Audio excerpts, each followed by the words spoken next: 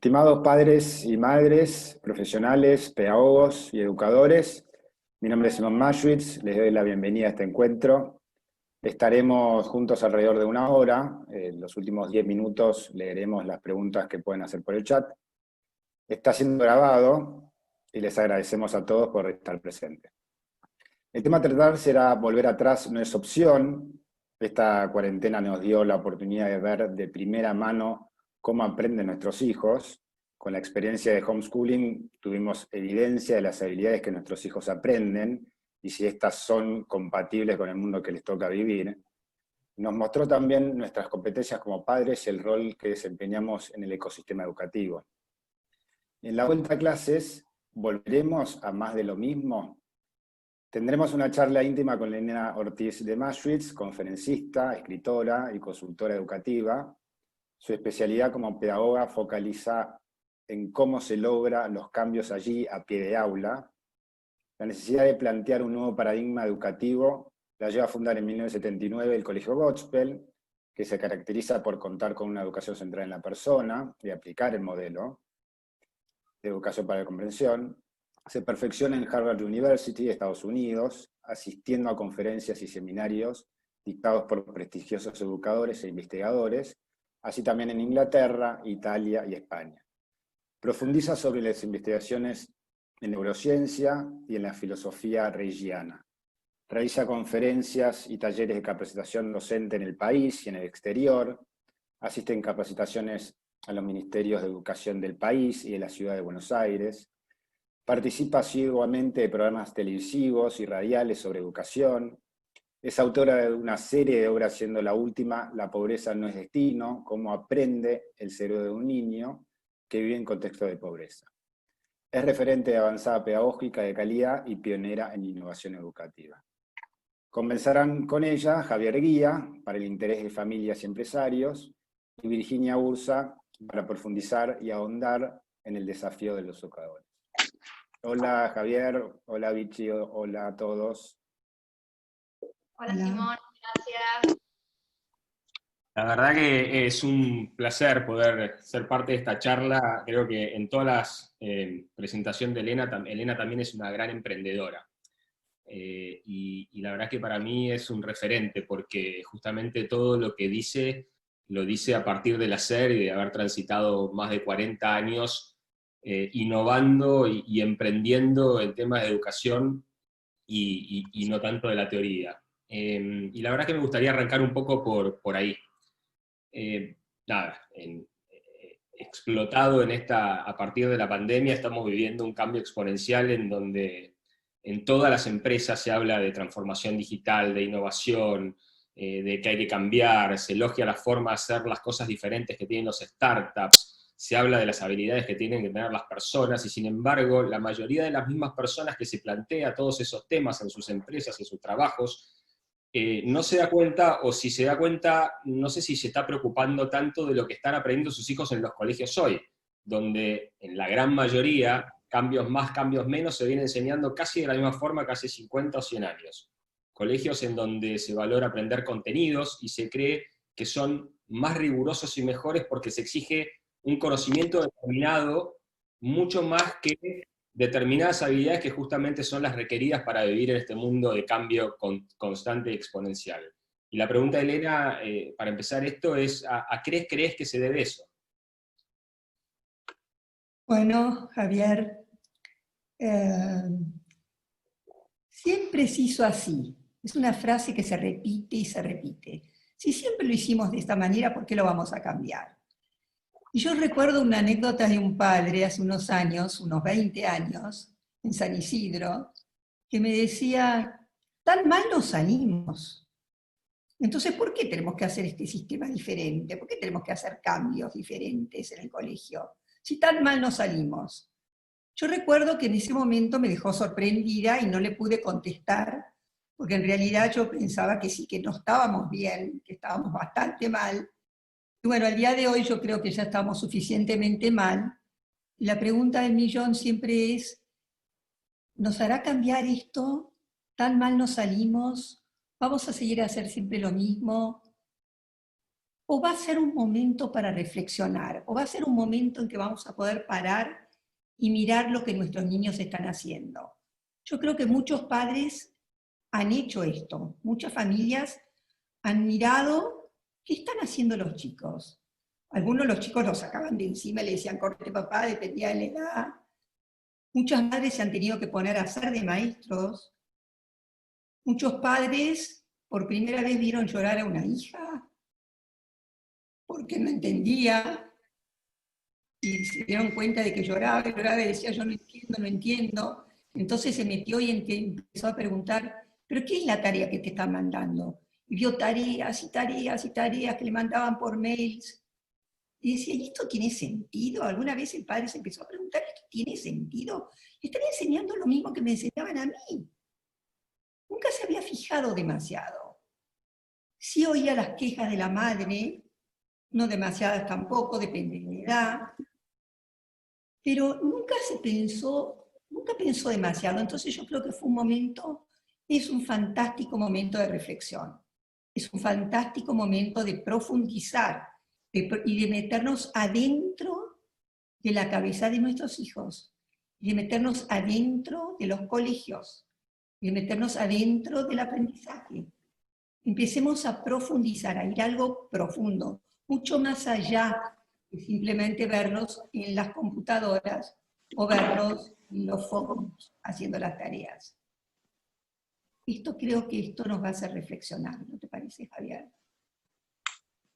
Sí, a mí, ojalá que sí. Yo en general lo que estoy viendo cuando charlo es, no, me estoy volviendo loco porque tengo que ayudar a mi hijo con la tarea, justamente. O sea, como que hacen mucho hincapié en, le están mandando tareas, cuando en realidad, o están perdiendo clases, porque, y yo digo, en realidad, acá, obviamente, yo tengo ahí un disclosure, es que mis hijos van al colegio que fundó Elena, y yo particularmente lo que estoy viendo es un poco todo lo contrario. Yo creo que toda esta metodología que de alguna manera venían trabajando es como que fue bastante natural, y en muchos casos veo que están como ganando incluso, porque están como aprendiendo, obviamente no están compartiendo con sus amigos y eso es vital, ¿no? Pero sacando ese tema, están realmente aprovechando los tiempos de una forma increíble. Creo que tiene mucho que ver justamente con esa mirada. Mientras que todos los demás están diciendo, bueno, pero tengo que hacer la tarea. ¿Cómo trabajar de eso? Justamente el título es No volver para atrás. ¿Cómo se arranca para adelante a partir de eso? ¿Qué es el cambio que hay que hacer para que se pueda trabajar así?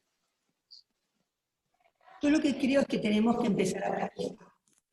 Y para priorizar tenemos que salir de nuestra mente, de la zona de confort. O sea, estamos instalados en la zona de confort. Hemos estado instalados durante mucho tiempo en la zona de supervivencia, en la zona de confort. Y de buenas a primeras tenemos que reflexionar, que es la parte más profunda de nuestro cerebro, empezar a usar nuestros lóbulos prefrontales, y empezar a mirar a nuestros hijos con otra mirada. O sea, empezar a decir, a ver, nosotros mandamos a nuestros hijos al colegio para que los llenen de contenidos, para que los maestros y los profesores les llenen sus cerebros de contenidos. ¿Eso es lo que queremos? ¿Ese es el hijo que queremos como futuro? ¿Eso es lo que queremos que los colegios hagan? Es decir, de buenas a primeras empezamos a cambiar en nuestros modelos mentales. Es decir, a ver, ¿cuál es nuestro mindset como padres? ¿Cuál es nuestro mindset como maestros? ¿Cuál es nuestra manera, nuestro modelo mental de pensar la educación? ¿Cómo pensamos que se aprende? ¿Cómo se aprende hoy en día? Yo acá la tenemos a Vichy, que es exalumna nuestra. Vichy, contame, ¿cómo podrías pensar? Bueno, hola. ¿Cómo andan? ¿Qué tal?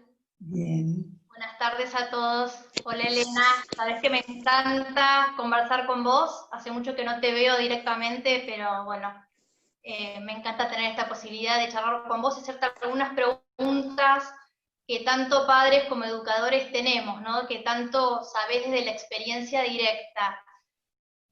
Como decía Javier hace un ratito, escuchamos estas conversaciones como los chicos están perdiendo el año, ¿Cómo van a hacer nuestros hijos para recuperar todo lo que no están haciendo en el colegio presencial? ¿Qué desnivelados que están? Y vos ya venís con una propuesta totalmente distinta, ¿no? Que es romper un poco el viejo paradigma, este modelo mental viejo que tenemos, que está muy basado en lo que es contenidos, materias, evaluaciones, notas, boletín, y nos propones un giro, ¿no? Como un cambio en la mirada, y nos haces pensar que hay que priorizar otras cosas. Por ahí habilidades, competencias. ¿Cuáles serían esas habilidades, esas competencias que tenemos que estar pensando para la vida, ¿no? ¿Qué escuela les queremos dejar a los chicos? ¿Hay una escuela para la vida? Mirá, Vichy, lamentablemente todo esto que nosotros todavía tenemos en nuestro país y en Sudamérica, que tiene que ver con lo curricular, con lo que baja del ministerio, con los contenidos, con los libros de texto, y ahora con las computadoras, que lo que han hecho es transformar los libros de texto en computadoras, pero es más o menos lo mismo, es más de lo mismo. Entonces, lo que pasa es que esto es anacrónica, esa conversación es vieja, es una conversación muy vieja. Nosotros hace 40 años que estamos con este replanteo, porque en el mundo esto no sucede. O sea, estamos conectados con el mundo global. Estamos hablando de que estamos en el mundo. Y sin embargo, nosotros acá estamos en algo anacrónico. Todavía tenemos cuadernos, todavía nos sentamos mirando el pizarrón, todavía tenemos a los niños en fila mirando la nuca del chico de adelante, todavía tenemos un maestro que dicta clase porque es el experto, todavía tenemos copiar del pizarrón, ejercicio, tarea, copiar del pizarrón, todos los niños juntos, todos igual, copian del pizarrón. Yo recuerdo que todavía hay padres que dicen que llaman por teléfono a las madres preguntándoles qué es lo que decía el pizarrón al final porque el niño no llegó a terminar. Esto es muy común todavía.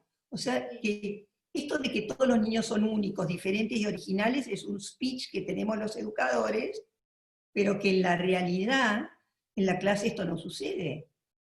Entonces, bueno, yo lo que creo es que esta cosa anacrónica que la tenemos instalada en nuestro cerebro, y como decía Punset, esto no es fácil de cambiar. No es fácil porque está en la formación de nuestro cerebro, está en nuestra parte de supervivencia, en la parte de confort, en la parte que conocemos. Entonces, ¿cómo hacemos para encontrar unas competencias o unas habilidades de la mente que sirvan para el siglo XXI? Que realmente, con esto que dice Javier, que nos sirvan para nuestros hijos, porque nuestros hijos, no sé si nos dimos cuenta, que no son del siglo XIX ni del siglo XX, nacieron en este siglo, son nativos digitales, y por más que nosotros no nos guste que miren televisión y no nos guste que tengan el iPhone y no nos guste un montón de cosas de nuestros chicos, pero por otro lado nos apasionan ciertas cosas que ellos tienen, y tenemos que mirarlos. Es una mirada al niño diferente, una mirada al joven diferente. Y esa mirada es decir, a ver, ¿qué competencias tienen ellos? ¿Qué habilidades van a necesitar para este siglo XXI? Entonces, ¿solucionar problemas? Bueno, todos lo repetimos, pero ¿qué problemas tenemos que solucionar? ¿Cuáles son los problemas verdaderos que tenemos que solucionar? Miren, hay una competencia del siglo XXI que a mí me encanta, que es la de correr riesgos. A ver los adultos que nos estamos todos conversando ahora. ¿Vamos a correr riesgos? Porque recién me decía Javier que yo tenía este espíritu emprendedor. Pero ese espíritu emprendedor tiene aparejado este tema de la libertad de elegir correr el riesgo responsablemente. O sea, yo siempre fui fanática, pero de la libertad responsable, de lo que significa no la libertad de solamente, que es la libertad de estar espiritualmente libre, sino la libertad para elegir bien.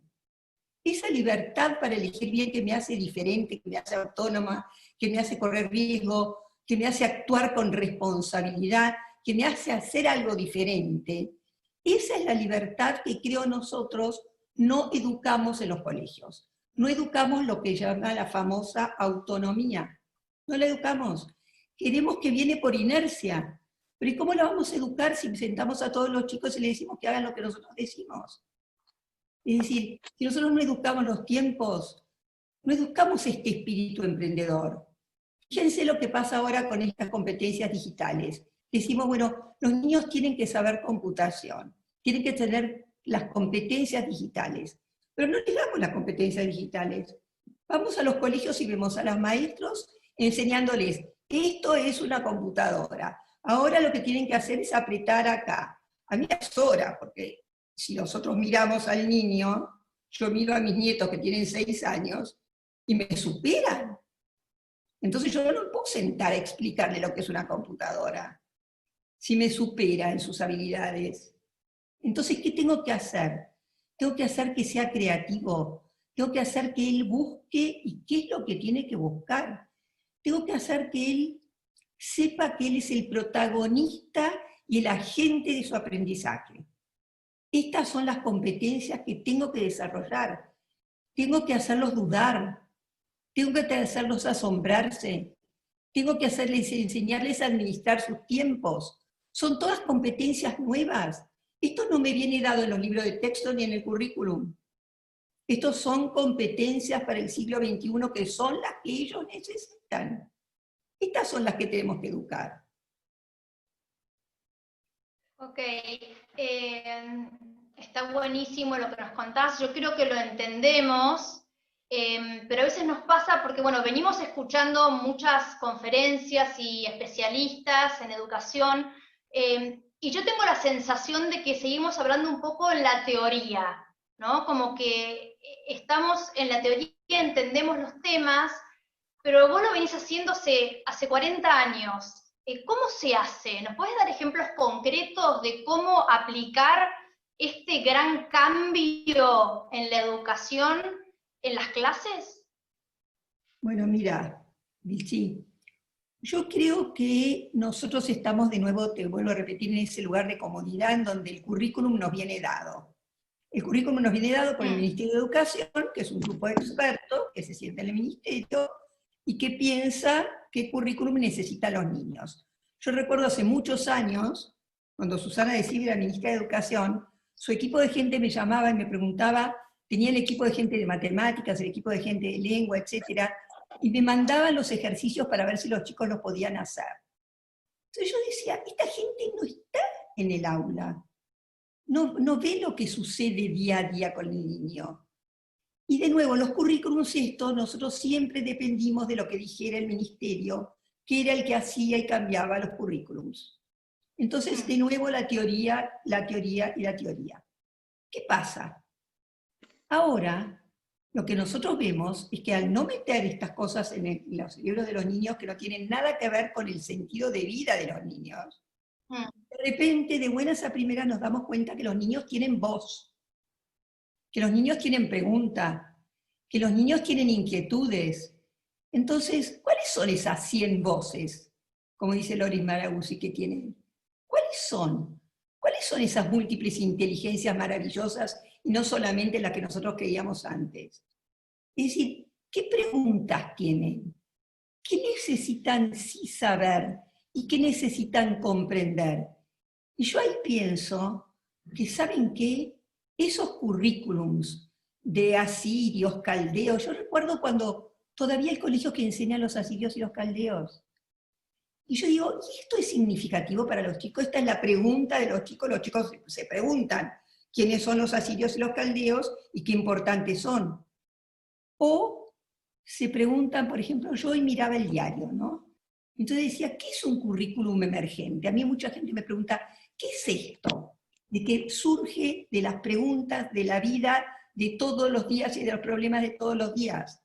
Y mi pregunta es, ¿no tienen nuestros hijos problemas, por ejemplo, hoy con el dinero? Y entonces me fijé, miren, hoy salió una nota en el diario del anterior ministro de Economía, de Hernán Lacunza, que se llama Hipocresía, deuda hija, déficit padre. Miren esto, Nos disgusta endeudarnos, pero a la hora de gastar cada cual atiende a su juego. ¿Se acuerdan de esa música? Y eso incluye no solo los derechos legítimos, sino también los privilegios disfrazados. ¿Qué pasa con esto? Si yo lo llevo a la vida de todos los días de nuestros hijos, lo llevo a la vida escolar, ¿los chicos aprenden el buen uso del dinero? Bárbara Coloroso es una didacta canadiense que hace muchísimos años, les estoy hablando de 30 años atrás, nos enseñaba enseñarles a los chicos el buen uso del dinero. Es decir, los niños tienen el dinero en su poder desde niños. Es decir, ¿saben lo que es un peso? ¿Saben lo que es gasto? ¿Saben lo que es ahorro? En un país como el nuestro, el concepto del ahorro, ¿cómo se lo inculcamos a un chico? ¿Cómo hacemos que trabaje eso? Entonces, esto es un currículum emergente, un currículum de la problemática que tenemos hoy. Como país, tenemos un serio problema del 50% de pobreza y el uso del dinero. ¿Cómo usamos nuestro dinero? ¿Cómo usamos los que tenemos un poco más de dinero? Lo que no los tenemos nuestros hijos, ¿para qué? ¿Cómo ahorran? ¿Cómo gastan? ¿En qué gastan? ¿Gastan en el otro? ¿Existe el otro cuando ellos reciben el dinero de su mamá, de su papá? ¿O cuando reciben el dinero de un sueldo?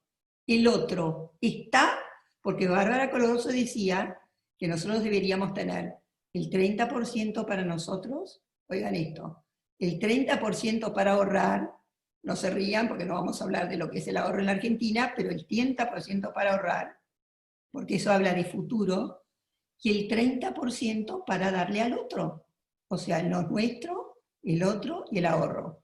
Esto es educable, esto se educa. Entonces los asirios y los caldeos los dejamos un poquito de lado. Y empezamos con currículums emergentes. Y empezamos a preguntarnos, por ejemplo, ¿por qué vivimos en la mentira? ¿Es bueno mentir? ¿No serán nuevos temas emergentes? ¿No serán temas para debate en la clase?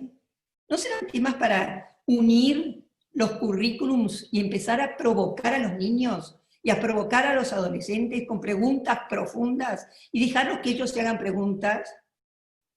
¿Y qué es ser hipócrita? ¿Y qué es ser verdadero? ¿Y qué es tener miedo?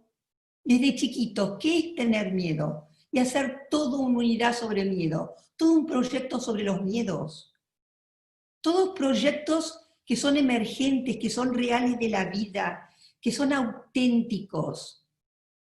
Por ejemplo, yo pensaba, hay un proyecto interesante para trabajar con los chicos de hoy. ¿Saben cuál es, no? ¿Se van a quedar nuestros hijos a vivir en nuestro país?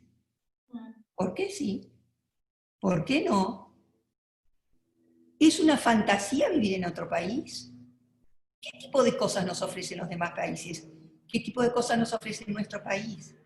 ¿Nos vamos a ir o nos vamos a quedar? ¿Se van a ir nuestros hijos? Porque ayer me llamaba una amiga mía y me contó que su hija se va a Japón. Y ella me decía que los hijos estaban hablando de que se querían ir de país. Y yo decía, qué lindo Japón, qué bueno, yo no conozco Japón. Y ella me decía, ellos están muy entusiasmados los dos, pero tienen una hija mujer. Y su hija mujer, cuando se lo contaron, que creo que tiene 8 años, se puso a llorar porque dijo, yo no me quiero ir. Y no me gustan los colegios en Japón. Y yo no tengo esa manera de ser y esa manera de pensar. Y cómo empezó a meterse en la computadora a ver cómo eran los colegios de Japón, y claro, ya no le gustaba tanto. Entonces, todo esto son currículums emergentes. Esto es priorizar otra cosa. Es salir de estos contenidos viejos y empezar a pensar cuáles son estos desafíos de hoy, del siglo XXI. ¿Cuáles son? Y no es tan complicado, porque yo sé que es difícil, pero no es tan complicado, porque es agarrar el diario de hoy. El diario de hoy en donde Vargas Llosa dice que cuando lee a Borges entra en un estado de beatitud. Entonces, en vez de dar nosotros Vargas Llosa o Borges, que nació tal día, murió tal día, y la biografía de Borges, y escribió esto, y escribió el otro, pues no, metámonos en esa personalidad, de esa persona tan maravillosa, que no le gustaban los políticos, entonces los chicos, preguntémosles, o digámosle, ¿saben una cosa? A Borges no le gustaban los políticos. ¿Por qué será? Pregunten, provoquémoslos con cosas de todos los días. ¿Por qué será? ¿Por qué será que Borges no hablaba tanto? Porque decía que nosotros en la lengua española tenemos muchas palabras, pero pocas ideas. Miren esto, muchas palabras, pocas ideas. Borges. Esos son trabajos emergentes. No quién es Borges o la biografía de Borges, que por supuesto es importante, pero es muy chiquitito. Vamos y a lo aparte más... de buscar en internet, ¿no? Claro. Ahora, Elena, algo, por supuesto que yo estoy totalmente de acuerdo, pero si yo me doy vuelta y hablo con cualquier amigo mío al respecto y le digo eso, me diría, bueno, pero ¿y en qué momento aprende? Contame, es tal cual y literal lo que le estoy contando. Bueno, pero todo buenísimo, pero ¿y cuándo aprende polinomios? ¿Y cuándo aprende, no sé, la historia del siglo, no sé, XVIII? Es como que tiene que haber como una suerte, no sé si es cambio de modelo mental, de mindset, digamos, de nosotros los padres en relación a esto, porque si no es como que no se puede avanzar, me da la sensación. Así es. A ver, el modelo mental viejo, le tenemos que poner un moño y dejarlo ahí, porque no es lo que nuestros niños necesitan. Entonces, ¿cuándo aprende? Aprende cuando observa, por ejemplo. O nosotros no trabajamos el observar, porque observar es nada menos y nada más que la primera habilidad anterior a la atención. Sabemos de cómo aprende un cerebro porque tenemos que empezar por ahí. Nuestra profesión docente, nuestra profesión, ¿nosotros sabemos cómo aprende el cerebro? ¿Sabemos que a partir de la neurociencia sabemos cómo hay conexiones neuronales en el lóbulo prefrontal? ¿Nosotros sabemos cómo se aprende? ¿Sabemos cómo aprende el cerebro? ¿O nosotros vamos a seguir creyendo que metemos esos temas que vos dijiste, fotosíntesis, la definición de la vida de los asirios, filosofía es, todo eso lo vamos a seguir metiendo para el siglo pasado, ¿no? Seguimos llenando. ¿Creemos que los chicos nos prestan atención? Porque a veces yo me pregunto, ¿nosotros creemos que los chicos nos prestan atención? Bueno, algunos chicos pobres, ¿no? Se resignan y hacen lo que hicimos todos en el colegio, que es estudiar para la memoria a corto plazo, estudian, datos, todas las batallas de San Martín, todas las fechas de las batallas de San Martín, todo, estudian datos, y después ¿qué hacen? Van a la prueba. En la prueba se sacan un 10. Ahora no se sacan, gracias a Dios, no se sacan más 10, pero no importa, se sacan un 10. Eso se llama memoria a corto plazo. Porque la pregunta es, ¿qué nos acordamos nosotros de las batallas de San Martín? Y es lo importante. O sea, lo más importante son las batallas de San Martín. ¿O será que lo más importante es la estrategia de San Martín? O sea, ¿no será que nosotros tenemos que enseñar San Martín desde una estrategia, desde un estratega, desde un liderazgo? ¿No será que tenemos que empezar, por ejemplo, vos decís esto de que cuando aprenden? ¿Cuándo vamos a aprender qué significa ser líder? ¿Qué liderazgo queremos nosotros? ¿Qué tipo de liderazgo queremos? En los presidentes, ¿qué tipo de liderazgo queremos? Está lleno de presidentes para elegir. ¿Qué tipo de líderes queremos? ¿Qué tipo de país queremos? Entonces, sí, hubieron líderes anteriores. Vayamos para atrás, si tanto te preocupa. Pero es chiquitito, porque la preocupación es el líder que tenés hoy. ¿Cómo elegís el líder que tenés hoy? ¿Vos querés ser como Venezuela? ¿Querés ser como el líder argentino que tenemos hoy? ¿Te gustaba el líder anterior? ¿Te gustaría cambiar de liderazgo?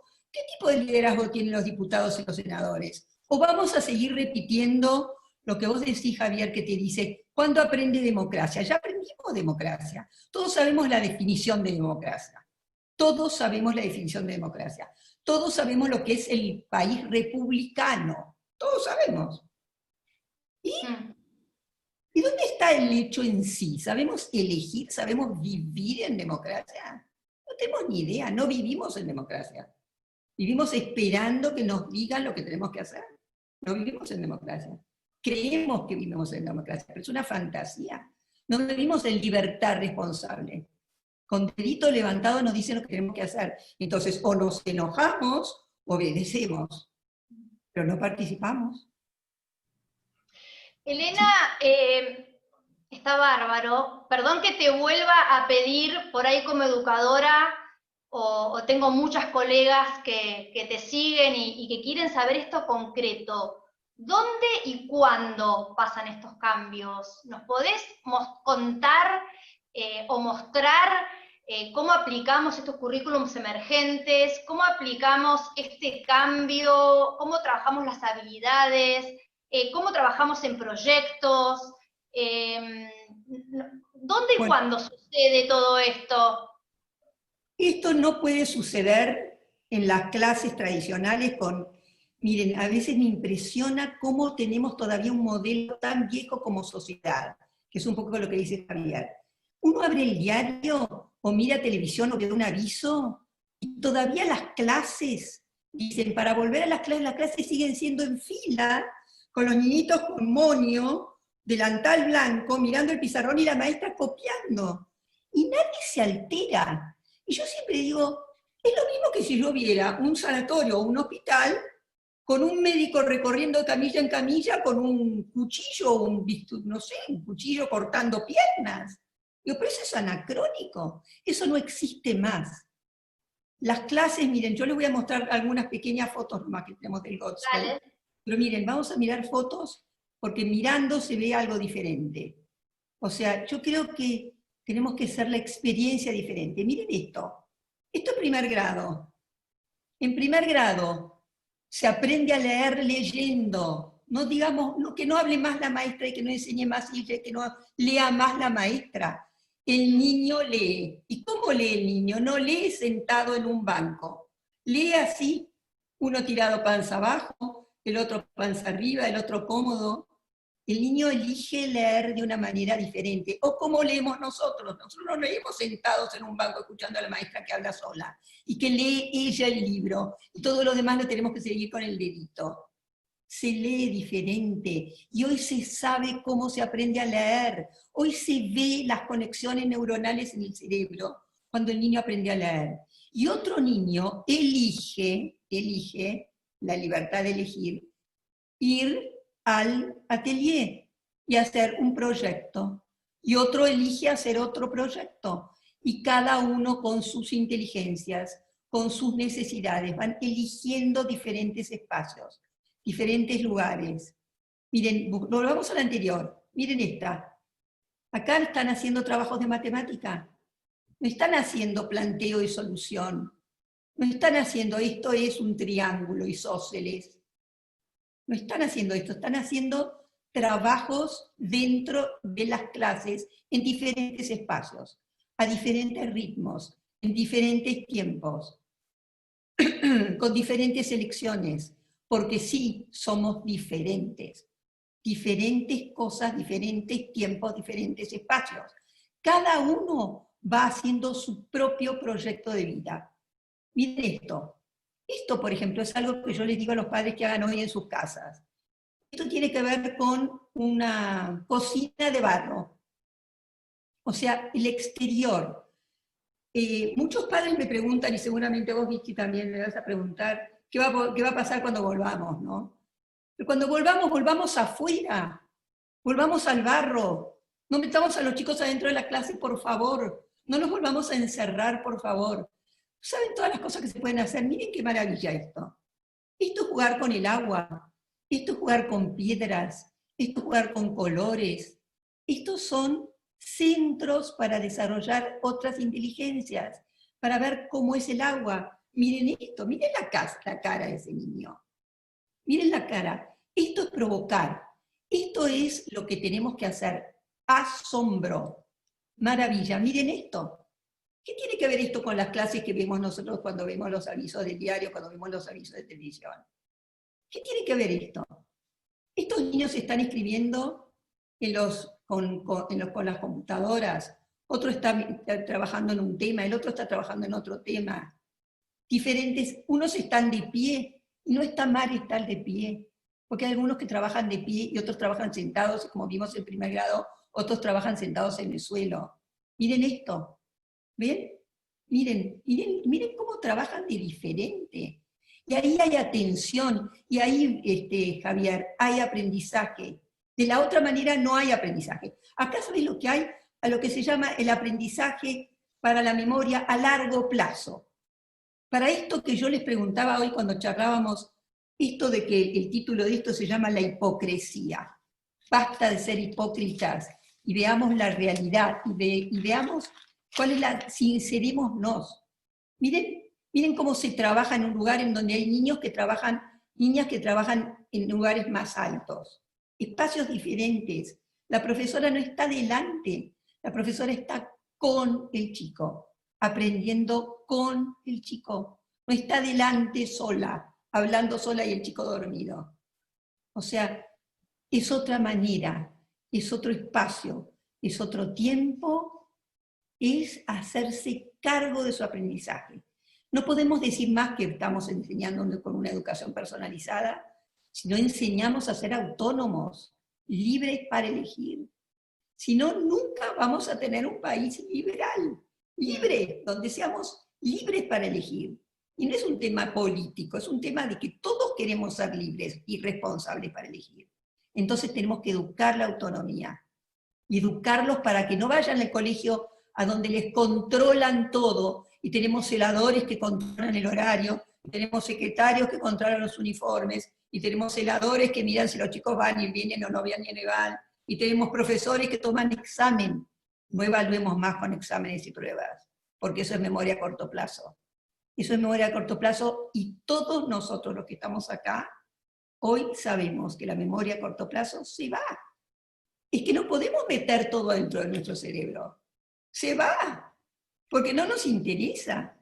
A mí se me fue todo lo que hice en química. En su momento me sacaba un 10, porque yo era toda peta, en un momento era peta, en otro momento no.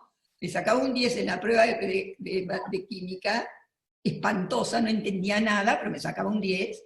No me acuerdo nada, no tengo ni idea qué era lo que hacía, ni idea. Física, matemáticas sí, porque me gustaba, pero todo era de memoria a corto plazo. Porque ¿cómo lo pongo en la vida real? No te decía, ¿esto para qué me sirve? ¿Cuántos alumnos nos preguntan y les preguntan a sus padres, ¿esto para qué me sirve? Y volvemos al mismo tema anterior. No nos olvidemos de la mirada del niño. ¿A quién estamos mirando? ¿Cómo son nuestros hijos? ¿Qué necesitan para el mundo del trabajo de hoy? ¿Quiénes son? ¿Cómo son? ¿Qué priorizan? Y cuidado, los valores. ¿Qué vamos a educar? Miren, ¿viste? Te comenté lo del diario de hoy también que salió, porque yo insisto en el problema del currículum emergente. El tema de los problemas que tenemos con los adolescentes, del ministro de Educación. ¿Cómo es? Contame.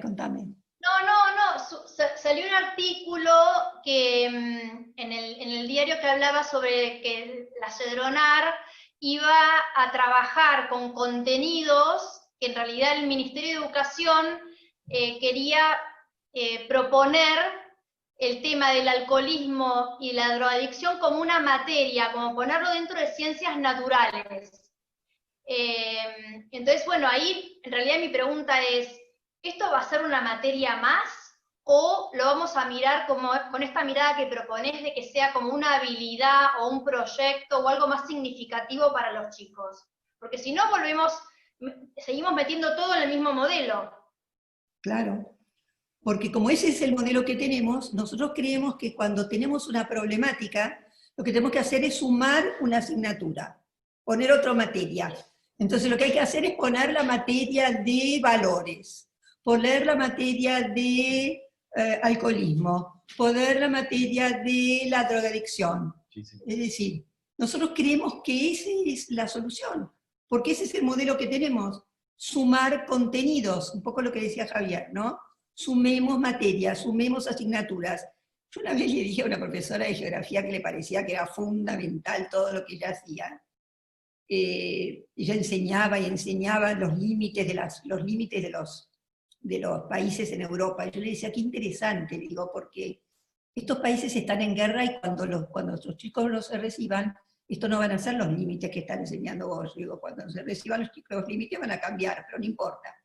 Y ella le quería más horas, porque le parecía que su materia era fundamental. Yo no sé, Vichy, si vos estas conversaciones tenés con los profesores, pero todos los profesores creen que su materia es la más importante, la básica, la más importante de todos. Entonces, claro, sumemos materias. Entonces ahora sumemos el alcoholismo, sumemos la drogadicción, y enseñemos lo que es no estar alcoholizado, y enseñemos lo que es la droga.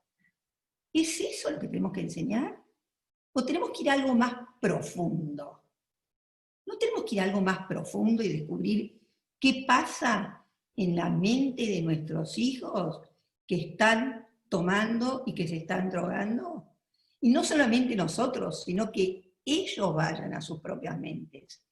Ellos hagan esto que se llama la metacognición, que no es más evaluar con nota, que es evaluar, pensar cómo estoy pensando, cómo pienso, cómo siento, qué estoy sintiendo, qué hace que yo necesite tomar, y qué hace que yo necesite divertirme, qué hace que necesite jugar, qué diferencia hay entre diversión, juego, alegría, qué diferencia hay. Y esto hay que provocarlos y provocar, ese es el rol del profesor. Y de nuevo, y con una fotografía, y de nuevo con un video, y de nuevo como ahora que está tan de moda que miremos películas con los hijos. Esta película del cuento de los, que hacen los cuentos que hacen esta película en Estados Unidos, esta maestra que les hace hacer el cuento, la experiencia de los chicos, que cuentan su vida y su problemática. O sea, esto es lo que tenemos que hacer, que ellos entren dentro de su propia cabeza, dentro de su mente, y piensen, ¿estoy observando? Miren, el otro día estuvimos provocando un proyecto sobre la discriminación. No hay nada más fácil que decir que es un horror discriminar, estamos todos de acuerdo, que espanto, no puedes discriminar de ninguna manera. Ahora, no podemos discriminar porque en otro país del norte discriminan, nosotros acá no tanto.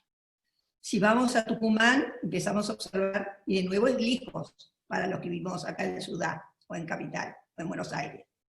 ¿Por qué no vamos a nuestra propia discriminación? ¿Por qué no empezamos a mirar adentro de nuestro cerebro, de nuestra mente, qué nos hace discriminar desde niños? Cuando nosotros miramos un rostro, cuando miramos a otra persona, ¿qué vemos? Cuando miramos los ojos, ¿qué sentimos? Cuando olemos, miren, data a través de los sentidos, el trabajar los sentidos, cuando olemos cosas que no nos gustan, o los chicos nuestros, los de jardín infantes, mis nietos, por ejemplo, dicen, ¡ah, qué asco! ¿Cómo? ¿Por qué? ¿Por qué sentís asco? ¿Qué es asco? Eso me da asco. ¿Por qué te da asco? Y cuando vemos una cara que no nos resulta agradable, ¿por qué no nos resulta agradable? O cuando vemos, por ejemplo, yo siempre cuento que mi suegra siempre decía que el color rojo, el colorado, le decía, no, cada vez que veía algo rojo decía, comunismo, comunismo. Y yo recuerdo que nosotros le teníamos miedo a... Y sí, ella veía el rojo y decía, no, colorado, comunismo. Claro, porque los rusos, en la época de ella, era lo peor que podía haber.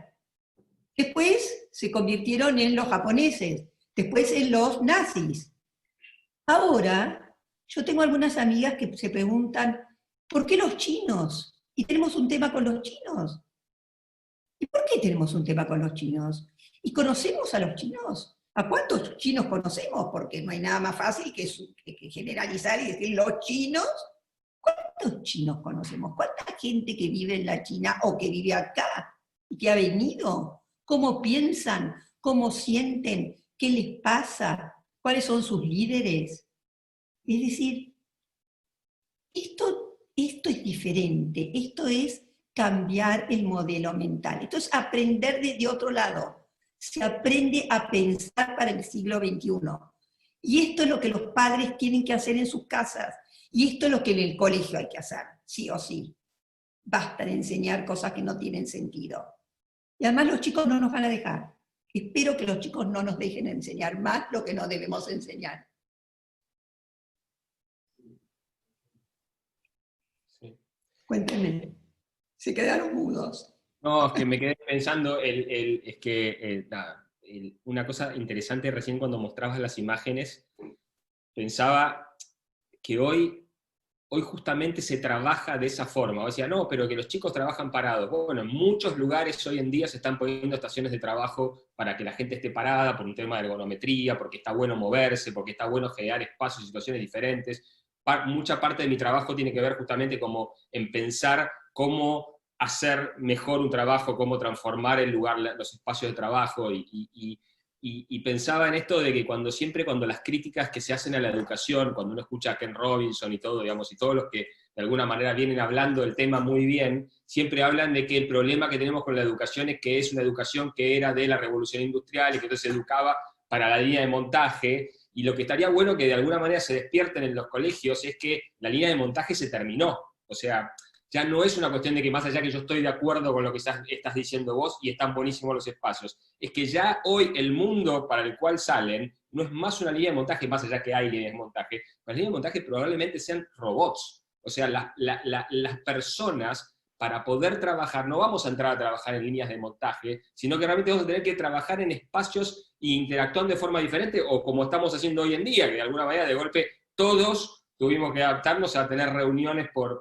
estos medios. Entonces, y todo es capacidad de adaptación y obviamente entusiasmo.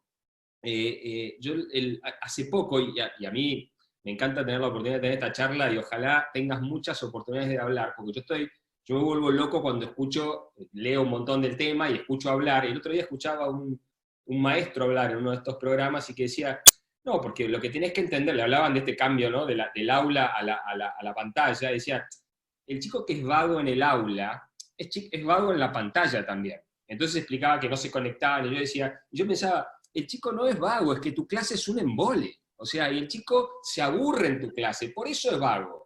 En cambio, si tuviera la oportunidad de poder tener, y lo que está pasando mucho en estos casos cuando funcionan, es que justamente los chicos tienen la oportunidad de hacer distintas cosas a la vez, y cuando tienen esos 20 minutos que están con el profesor en el Zoom, están aprovechados a full.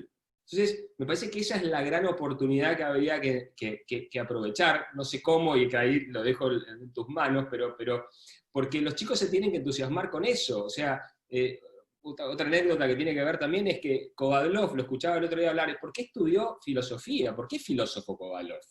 Y el tipo dijo, porque una vez estaba en segundo año, tercer año, creo que estaba en Brasil, el tipo había vivido en Brasil, dijo, y escuché a una profesora hablar de filosofía y me enamoré, y me entusiasmé. Y eso es lo que lo hizo, o sea, y depende de ustedes, o sea, depende de los docentes, depende de los maestros, depende de los profesores, de poder generar esas condiciones para que los chicos vuelen en cualquiera sea su inteligencia. El tema, por eso mi pregunta es cómo hacerlo, cómo se hace. Seguro no de la misma manera. Seguro que cuando vuelvan no pongamos las mismas clases. No les volvamos a ofrecer meterlos adentro de una clase y sentarlos durante 1 hora, 2 horas. Cells y bells, llamaba un arquitecto americano. Cells, celdas y timbre. Celda y timbre. Entro, me da clase, me siento celda, timbre. No va más. Eso seguro no va más. Entonces, el otro día yo oía una pedagoga española que decía, algunos colegios nos vamos a transformar. O sea, todos estamos en transformación permanente. Algunos empezamos el recorrido de la transformación hace mucho, otros menos, muchos están en transformación, pero hay algunos colegios que tienen que hacer una revolución. Esto no va más. Esto no va más. Nosotros tenemos que sí o sí traer a nuestros niños a un lugar en donde se sientan contenidos, en donde vean una planta, en donde puedan correr.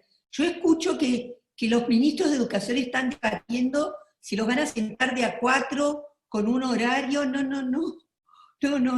A ver, escuchemos lo que dicen ellos, no los ministros de educación. ¿Qué necesitan los chicos? ¿Cuánto tiempo? Es decir, ¿qué tutores se van a hacer cargo de saber lo que los chicos necesitan y quieren? Yo hoy hablaba con un pedagogo y le decía, ¿por qué no escuchamos lo que dicen los chicos que egresaron del colegio? Lo que dicen los chicos que van a la facultad sobre los colegios, lo que le dieron el colegio. Prestemos atención ahí. Yo, si fuera ministro, llamaría a los chicos que tienen 20, 18, 17 y les preguntaría, ¿qué cambiarían de lo del colegio? ¿Qué materias sacarían? ¿Qué asignaturas sacarían? ¿Qué proyectos harían? Y también les preguntaría a los niñitos de sexto grado y de primer año, ¿por qué dejaste el colegio? ¿Por qué dejaste el colegio? Honestamente, ¿por qué dejaron los chicos el colegio? Y no digamos más que los chicos no saben leer comprensivamente. Pero ¿cómo van a saber leer comprensivamente si no hay nada más aburrido de la manera en que enseñamos lengua? Entonces los chicos tienen que elegir ir a la calle, porque la calle es más significativa, porque ahí gana el dinero que necesita para vivir, porque el colegio no les sirve, no les sirve. Entonces preguntemos, si soy ministro de Educación, no me tengo que sentar con los expertos, me tengo que sentar con los niños y los jóvenes y preguntarles a los chicos, ¿por qué dejaste el colegio? Contame, y honestamente escuchar lo que dicen.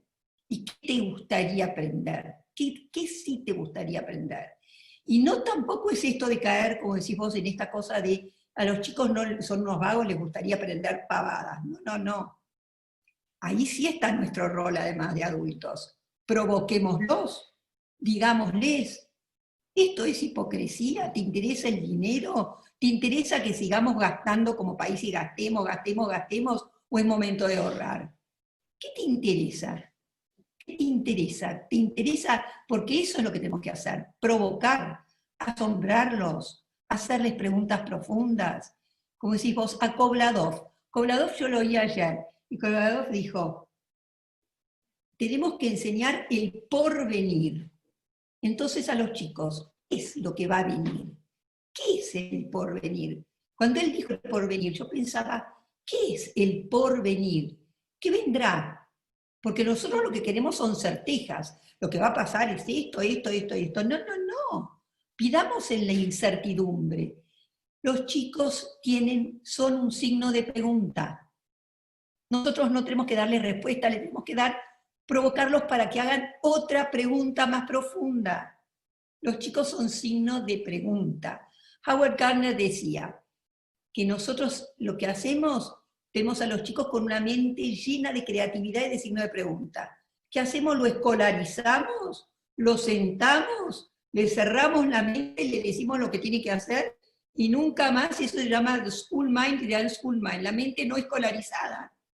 La mente no escolarizada es maravillosa. Mi madre, pobre, decía, no la mandes al colegio, mi hija mayor, no la mandes al colegio, que no vaya al colegio, porque mirá lo que es la creatividad, mirá lo que tiene. Entonces, cuidado con esto, cuidado porque apagamos la luz, no encendemos la luz, apagamos. Entonces, esto seguro no va más, y los chicos tienen el poder. Miren, los chicos ahora tienen el poder de la inteligencia y del conocimiento. Así que ese es el poder que nosotros docentes tenemos que iluminar ese conocimiento nuevo. Es otro rol. Bueno, no sé si queda un espacio, en realidad tenemos un montón de preguntas, Elena, para hacerte y podríamos escucharte durante horas, ¿no? Pero creo que Simón tiene algunas preguntas por parte de la gente que participó en el webinar. Nada, yo me quedo pensando en el rol del docente, ¿no? El rol del maestro y cómo podemos ayudar a estos maestros en la transformación, pero eso lo dejamos para otra charla, ¿te parece? Sí, igual, Vichy, lamentablemente el chat no se pudo habilitar. Sí me han hecho preguntas levantando la mano. De todas formas, va a haber otras conversaciones, capaz más abiertas, pero hoy hay una pregunta que dice, ¿cuál sería nuestro nuevo rol como padres y activos agentes de cambio en esta nueva normalidad? A ver, la nueva normalidad, pongamos el acento en nueva, porque si no, la normalidad va a volver a ser lo mismo de siempre y más de lo mismo. Entonces, ¿cuál es nuestro rol como padres? Seamos más profundos. Toquemos temas significativos para los chicos. Hagámosles preguntas. O sea, si somos padres que han viajado, preguntémosle qué saben de los demás países. Preguntémosle qué opinión tienen de las otras personas. El otro día me decía, ¿qué opinión tienen sobre la pobreza? ¿Cómo creen que se va a solucionar este tema? ¿Qué opinión tienen sobre que no pueden tomar agua los niños o no pueden lavarse las manos? Saquemos este tema en la mesa. ¿Qué opiniones tienen nuestros hijos respecto a esto?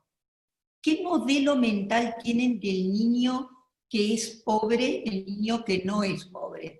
El niño que no es pobre, ¿cómo cree que es el niño pobre? ¿Cómo cree que vive? ¿Cómo cree que aprende? ¿Qué va a hacer?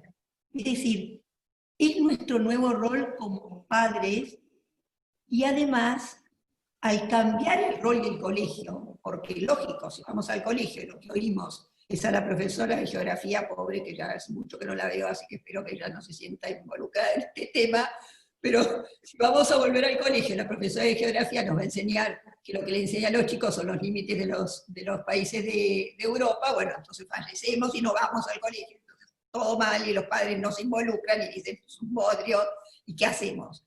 Y siempre la pregunta es, ¿y nosotros qué hacemos? No podemos hacer nada, me decía una amiga mía ayer. Este país que no podemos hacer, ¿nosotros qué podemos hacer? No podemos hacer nada. Sí podemos. Tenemos hijos, tenemos nietos, tenemos amigos, tenemos relaciones, tenemos empresas, tenemos trabajo. ¿Y qué podemos? Involucrémonos en algo más profundo. Empezar cómo pensamos. En aprender cómo aprenden nuestros hijos. ¿Cómo? ¿Cómo es esta mente? ¿Cómo funciona? ¿Cómo funciona la mente del siglo XXI de nuestros hijos? Entonces, con esto nuevo, esta es una nueva manera de mirar a nuestros hijos. Esta manera riquísima que tienen esa maravilla de cerebros. Esa es la nueva manera para el siglo XXI. ¿Ok? ¿Alguna otra pregunta? Hay unas preguntas, pero me parece que ya están contestadas. Así que estaría. Bueno. Regio, muchas gracias por este momento. Bueno, les agradecemos a todos por haber compartido esta charla tan linda que tuvimos. Gracias al Colegio Gospel y a Aprender cómo Aprender, que continuará con encuentros y conversaciones. Tenemos sus datos por el registro, si no pueden comunicarse a info@acomoa.com.ar. Muchas gracias, Javier, muchas gracias, Vichy. Gracias. Lena, ¿te gustaría cerrar con una reflexión o A ver. mucha más reflexión? Hoy cuando buscaba unas fotos, vi una foto muy linda de un trabajo, de un proyecto que hicieron en el jardín sobre identidad. No sé si lo tenés por ahí. Pero el tema era, los chicos hicieron un proyecto a los 4 años del trabajo de identidad. Identidad lo que hicieron fue primero quién soy, quién es mi amigo, quién es el otro, cómo pienso. Y entonces fueron mirándose en el espejo y haciendo un trabajo muy profundo en el proyecto. ¿Qué encontraron? Miren esto, lo que encontraron fue que en el quién soy descubrieron que soy el hijo de mi mamá, de mi papá.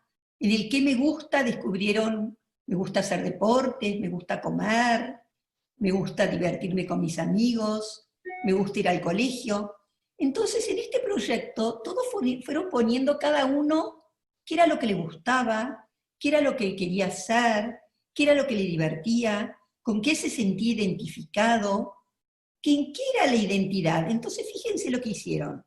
Con unas lanas de colores, uno era Juan, que iba por su camino, y entonces iba y buscaba el gusto que tenía, los amigos que tenían, lo que le gustaba hacer, quién era, cómo se sentía. Y la otra era Catalina, y el otro era Pedro. Y fíjense cómo nos fuimos uniendo. ¿Ven? Todos unidos. Empezaron a darse cuenta que todos tenían las mismas necesidades, que todos juntos querían crear identidad. Esta es la maravilla de los proyectos. Esto, después lo hicieron los padres vinieron de visita, a veces venían, entraban, dejaban su niño, no en la puerta, sino el padre entra y trabaja te agarra la lana y dice, a mí también me gustaría esto, y a mí me gusta esto otro, y a mí me gusta hacer deportes. Entonces acá tenemos una comunidad educativa, y ahí tenemos una maestra con una lana color turquesa, y esto se llama una común unión, en donde todos vamos juntos a lo mismo, que es nuestro querido país. Hay una pregunta que parece que la hace Magdalena Boulan Moneto, que dice, ¿qué mensaje le das a los chicos, Elena, principales protagonistas del aprendizaje en esta cuarentena? ¿Qué mensaje les doy? Sepan que estamos para estar, para protegerlos, para quererlos y para amarlos, y para darles a ustedes todas las oportunidades, porque tienen nada menos y nada más que el futuro de nuestro país en sus manos. Y lo tienen, y tienen la capacidad de hacer este país maravilloso. Muy bien. Okay. Bueno, estamos. Chao a todos. Gracias. Hasta luego. No, gracias.